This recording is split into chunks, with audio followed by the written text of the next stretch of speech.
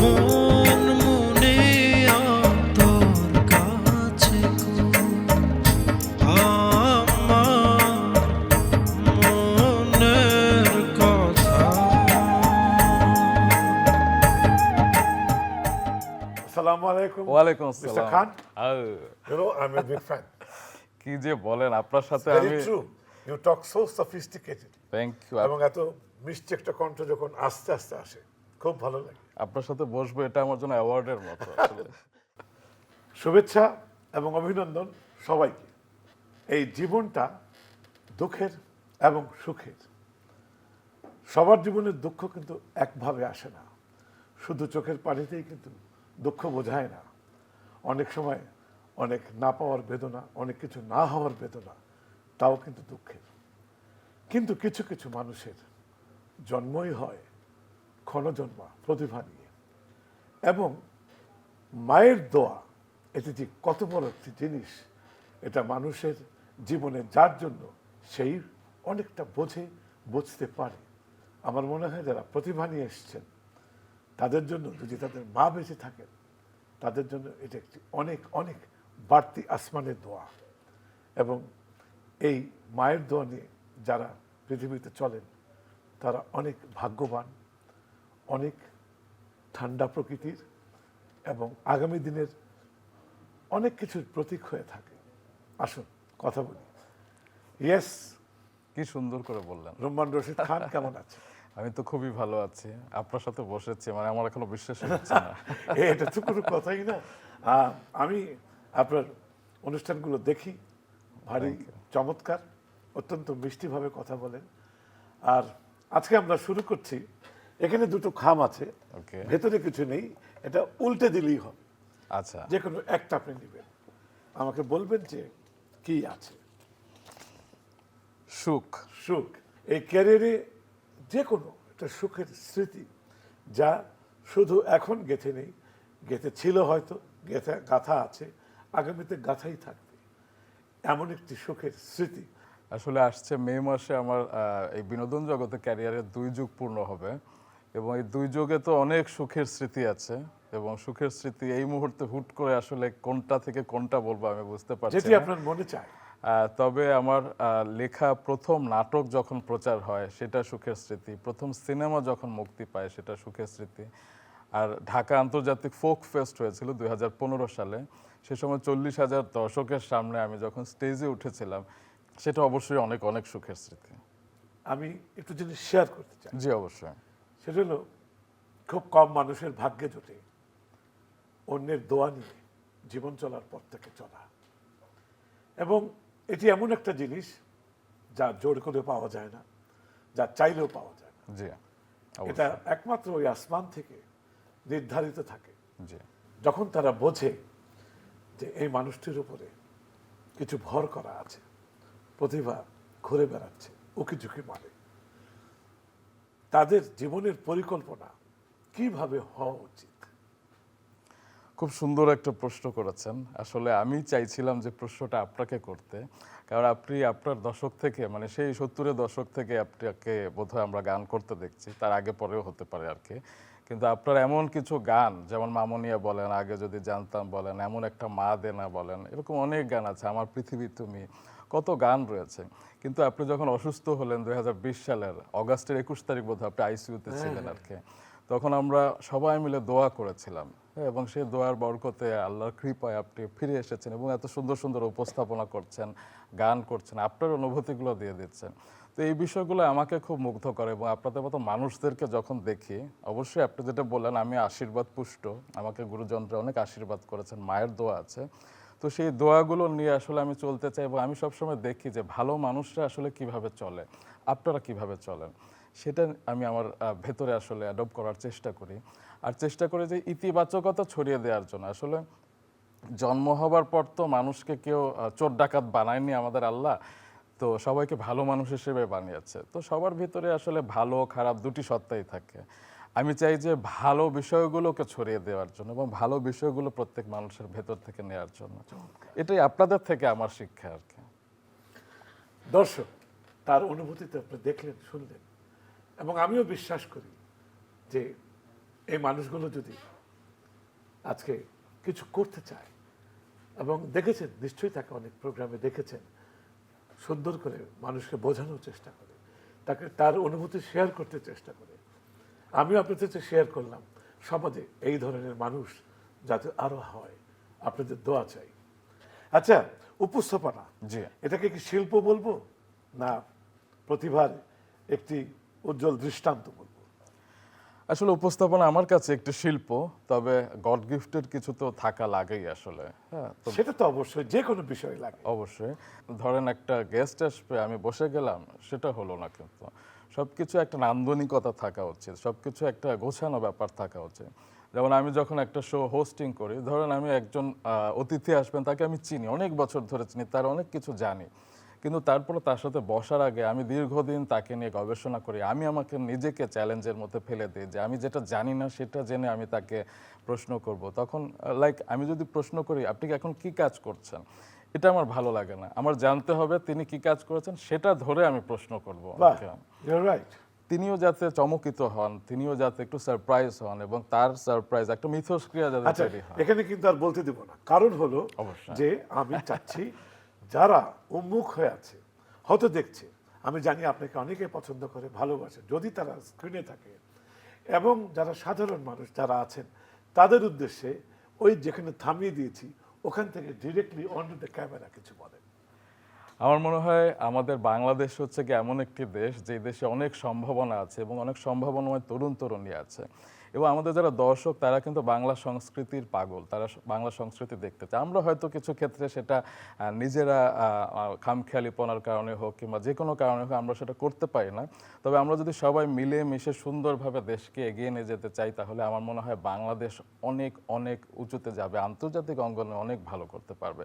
দর্শক, আপনারা আমাদের সাথে থাকবেন, এবং আজকের যে আমি প্রোগ্রামে আছি, চেনা মুখ দুঃখ সুখ, এই অনুষ্ঠানের নাম, এবং এই অনুষ্ঠানের মাধ্যমে আপনারাও কিন্তু আমাদের চেনা মুখ, আপনারা আমাদের সাথে থাকবেন সবসময়, এবং আমাদের এই কিংবদন্তিদের আমরা সবসময় শ্রদ্ধা জানাতে চাই। গ্রেট। আচ্ছা, সারা বিশ্বে যে যার ভাষায় এই উপস্থাপনা, এটা আমরা আনুষ্ঠানিকভাবে একটা অনুষ্ঠান করি মাত্র, কিন্তু জীবনের প্রতিটা ক্ষেত্রেই আমি মনে করি একটি উপস্থাপনা। অবশ্যই, কন্ডাক্টর যখন বাস ভাড়া চায়, রাইট, দেখবেন তারও কিন্তু একটা উপস্থাপনা থাকে, একদম। তার সঙ্গে ঝগড়া বিবাদ হচ্ছে, ভালো বাদানুবাদ হচ্ছে, এই সব মিলিয়ে এই জীবন থেকে এই সারা বিশ্ব জুড়ে যা দেখি আমরা, যখন কোনো গোছানো উপস্থাপনা দেখি, সেটা মঞ্চে হতে পারে, টিভি প্রোগ্রাম হতে পারে, কেউ যদি বলে আরে উনি তো দেখি অমুক দেশের উপস্থাপনা করে নকল করে, বা কিছুটা চলে আসে, এটা কি ঠিক? আসলে যে যার জায়গা থেকে সেটা বলতেই পারে, হ্যাঁ, তবে আমার মনে হয় নকল করাটা বোধহয় উচিত না কারো ক্ষেত্রে, তবে ইন্সপিরেশনটা হতেই পারে। কিন্তু আসলে উপস্থাপনাকে নকল করা যায় মনে হয়? যায় না, যায় না, তবে ইন্সপিরেশন হয় না যে আচ্ছা ধরনটা তো থাকতেই একদম। পারে। যেমন আমি ফিল করি যে অপরা উইনফ্রে যেরকম দুর্দান্ত উপস্থাপনা করে, কিংবা দেশের বাইরে যখন কেউ উপস্থাপনা করে আমি দেখে মুগ্ধ হই, কিন্তু আমি তো জীবনেও সেরকম হতে পারবো না, কিন্তু আমি তার পজিটিভিটিটাকে ভেতরে নেওয়ার চেষ্টা করি, কিন্তু ডেফিনেটলি অনুকরণ করা আচ্ছা, সম্ভব। আমার দেশে তো আঞ্চলিক ভাষা সহ জি, বাংলা ভাষার মূলটা রেখে অনেক ভাষাতে আছে, জি, কিন্তু আমরা যখন মূল কোন অনুষ্ঠান করি জি। তখন আমরা গোছানো বাংলা, শুদ্ধ বাংলা, জি। এটা কি বলতে আমার বাধ্যতা? এটা কি বাধ্যতামূলক না বলা উচিত? না, আমি যদি এখন মনে করি আমার একটা অনুষ্ঠানে আমি 3টা আঞ্চলিক ভাষা ব্যবহার করব, এটা কি ঠিক? আমার মনে হয় প্রত্যেকের একটা স্ট্যান্ডার্ড মেনটেন করা উচিত, এবং আমার কাছে স্ট্যান্ডার্ড হচ্ছে কি শুদ্ধ ভাষা। কারণ একটা টেলিভিশন হচ্ছে ড্রয়িং রুম মিডিয়া, আমি যেটা ফিল করি, এবং আমার বাচ্চা যদি দেখে যে টেলিভিশনে একজন অশুদ্ধ ভাষায় কিংবা খুব আঞ্চলিক টোনে কথা বলছে, তার মাথায় কিন্তু ঢুকে যাবে।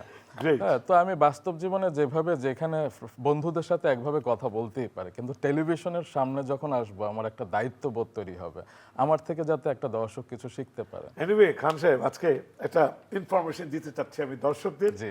আর সেটি হলো যে এটি অত্যন্ত ভালো উদ্যোগ চ্যানেল আই গ্রহণ করছে, এবং সেটা আমার মনে হয় খুব ভালো হবে। আজকে আমাদের অতিথি এটা খুব পছন্দ করবেন বলে আমি বিশ্বাস করি।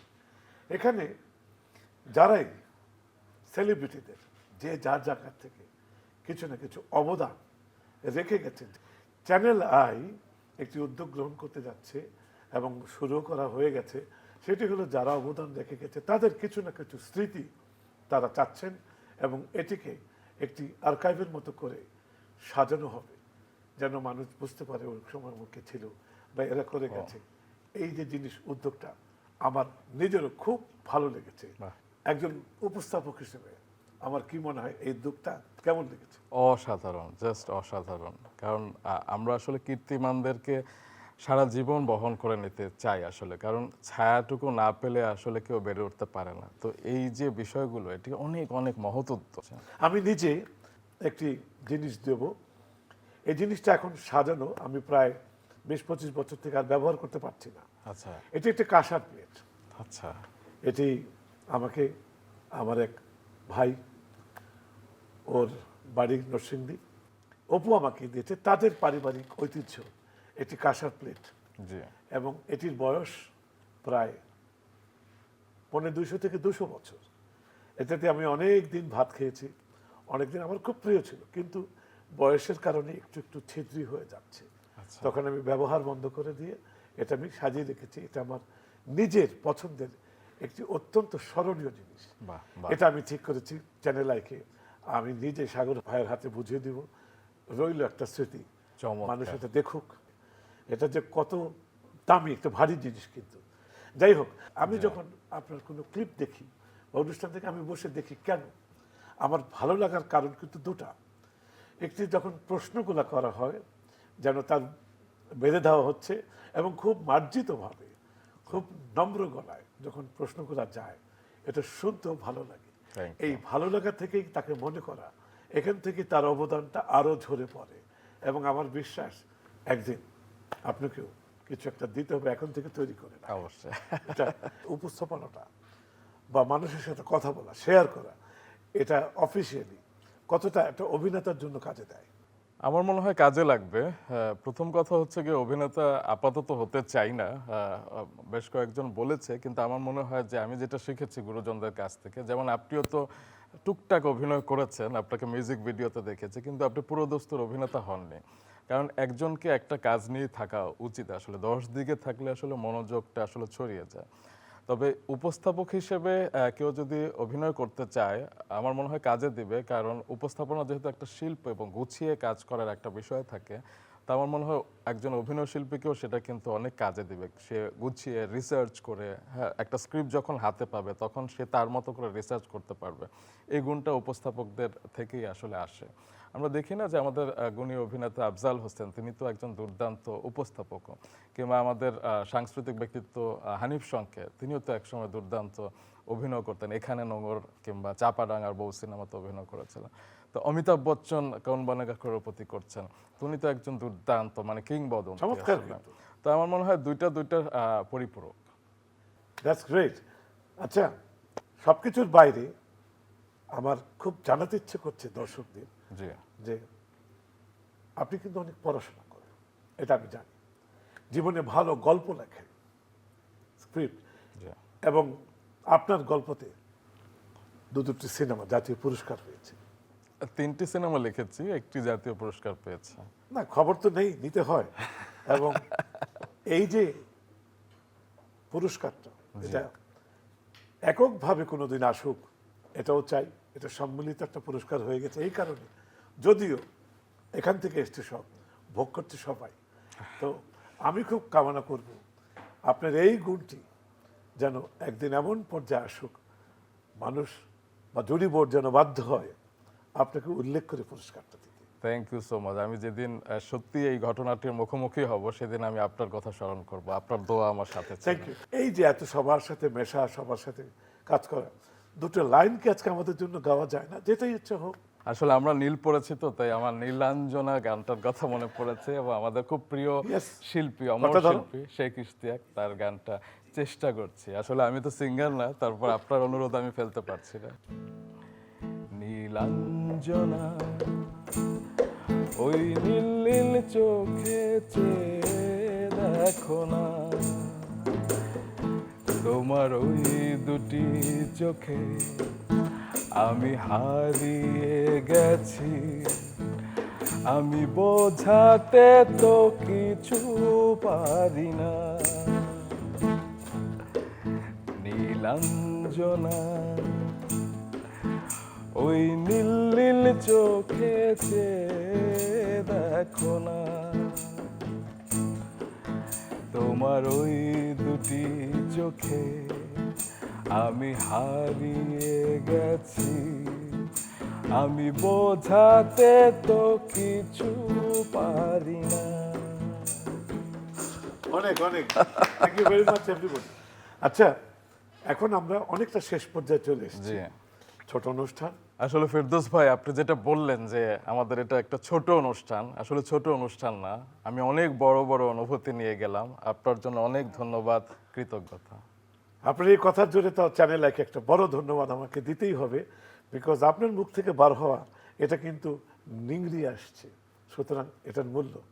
যাই হোক, thank you very much. Thank you so খুব much. ভালো লাগলো আমার। আর আমি কিভাবে কৃতজ্ঞতা জানাবো জানি না, বিকজ আমি এই জন্য বলছি, আমার মন বলে এই মানুষটি একদিন অনেক বড় হবে। Thank you. ধন্যবাদ। দর্শক, আপনারা দেখলেন একটি মানুষের, সুন্দর মনের মানুষের অভিব্যক্তি। তার যে কথাগুলো চমৎকার ভাবে উনি ব্যক্ত করেন, তার জন্য রইল অনেক দোয়া। আপনারা যারাই বসে আছেন সবারই বাবা মা আছে, কেউ চলে গেছেন, কেউ আছে। তো বাবা মাকে কখনোই কষ্ট দিবেন না, তাদের মনে আঘাত লাগে এমন কিছুই বলবেন না। মনে রাখবেন, আপনার এই পৃথিবীর আগমন ওই বাবা মাকে ভুলে তার কোনোদিন ভালো ফল নিয়ে উপরে যেতে পারবেন না। সবাইকে শুভেচ্ছা, শুভেচ্ছা, শুভেচ্ছা। তোর তরে হায় মন পুড়ে যা, তুই সে থাকি